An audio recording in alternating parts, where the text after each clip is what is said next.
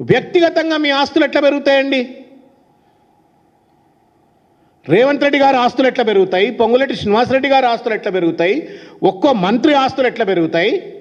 ప్రభుత్వ ఆస్తులు ఎందుకు తగ్గుతున్నాయి చెప్పండి. మీకేమైనా మేము తక్కువ ఇచ్చినామా? ముఖ్యమంత్రి కుర్చీ ఇచ్చినాం, సెక్యూరిటీ ఇచ్చినాం, సెక్రటేరియట్ ఇచ్చినాం, ఉండడానికి ఒక జూబ్లీహిల్స్ ప్యాలెస్ ఇచ్చినాం, మళ్ళీ ఇంకో జూబ్లీహిల్స్ ప్యాలెస్ కట్టుకోవడానికి నిధులు ఇచ్చినాం. ఇంత పెద్ద అట్టహాసము ఐఏఎస్ ఆఫీసర్లు, పోలీస్ ఆఫీసర్లు, మొత్తం మంత్రాంగం అంతా నీ చేతిలో పెడితే నువ్వు సాధిస్తుంది ఏంది రేవంత్ రెడ్డి? వ్యక్తిగత ఆస్తులు పెంచుకుంటావు, రాష్ట్ర సంపద తగ్గిస్తావా? ఇది నమ్మక ద్రోహం కాదా? ఇది బ్రీచ్ ఆఫ్ ట్రస్ట్ కాదా అని చెప్పి నేను అడుగుతా ఉన్నాను. ఇవాళ సంఖ్యల్లోకి వచ్చినట్లయితే మిత్రులారా, ఎంత మోసపూరితమైన బడ్జెట్ను 2026-27 నాడు ప్రవేశపెట్టినరు. మేము హరీష్ రావు గారు, కేటీఆర్ గారు అసెంబ్లీలో, తర్వాత శాసన మండలిలో మేము నెత్తి మీద నోరు పెట్టుకొని మొత్తుకున్నాం. ఈ బడ్జెట్ అంతా బోగస్ బడ్జెట్, ఇది మిస్లీడింగ్ బడ్జెట్, మ్యానిపులేటివ్ బడ్జెట్ అని చెప్పినాం. చెప్పినట్టే సిఏజీ చెప్పింది. ఇవాళ నేను మీకు అప్పీల్ చేస్తా ఉన్నా, తెలంగాణ సమాజానికి, మీడియా మిత్రులకు, దయచేసి ఈ బోగస్ను ఎక్స్పోజ్ చేయండి. Please ensure that it reaches to the masses. ఎందుకంటే తెలంగాణకు జరిగే నష్టంలో, తెలంగాణ ప్రజలకు వచ్చే కష్టంలో మనము భాగస్వాములమే, మన పిల్లలు భాగస్వాములే, మన తరతరాలు భాగస్వాములే. ఏం చెప్పిండు? నేను ఒక మాట చెప్తాను.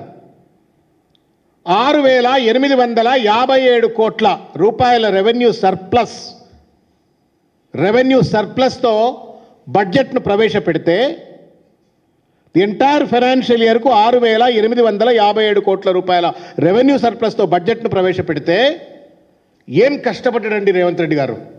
వాహ్, లాజవాబ్. కిరీటం పెట్టాలా, కత్తి చేతికిచ్చి సన్మానం చేయాలి రేవంత్ రెడ్డిని.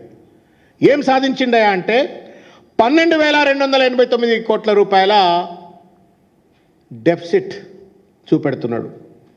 3 నెలల కింద ప్రవేశపెట్టిన బడ్జెట్లో 6,857 కోట్ల రూపాయల సర్ప్లస్ బడ్జెట్ అని చెప్పని ప్రవేశపెడతాడు.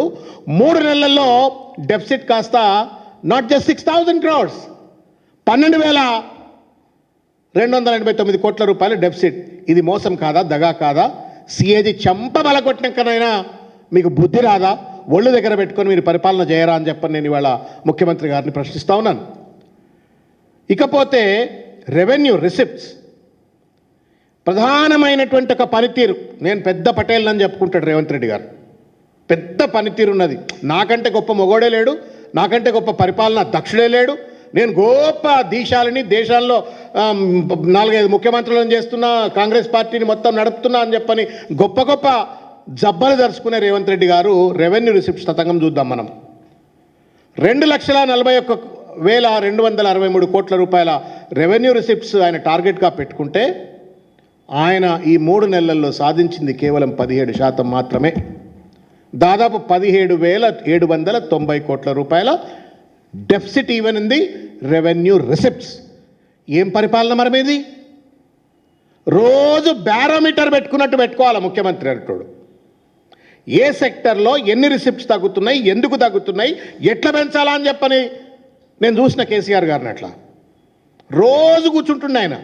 What are the department wise revenue receipts అని చెప్పని ఆ చీఫ్ సెక్రటరీని, అడ్వైజర్ని అందరిని కూర్చొని నేను ప్రగతి భవన్లో ఉన్న అతి తక్కువ కాలంలో నేను చూసిన లాస్ట్ డేస్. నువ్వేం చేస్తున్నావు Revanth Reddy? Why is that in 3 months of time? నేను చెప్పేది 3 నెలల ముచ్చట కాదు, 3 ఏళ్లకి ఇట్లే ఉన్నది. స్పెసిఫిక్గా సిఏజీ రిపోర్ట్ చెప్పింది కాబట్టి నేను మీ దృష్టికి తీసుకొచ్చే ప్రయత్నం చేస్తూ ఉన్నా. Tax revenue 1,81,300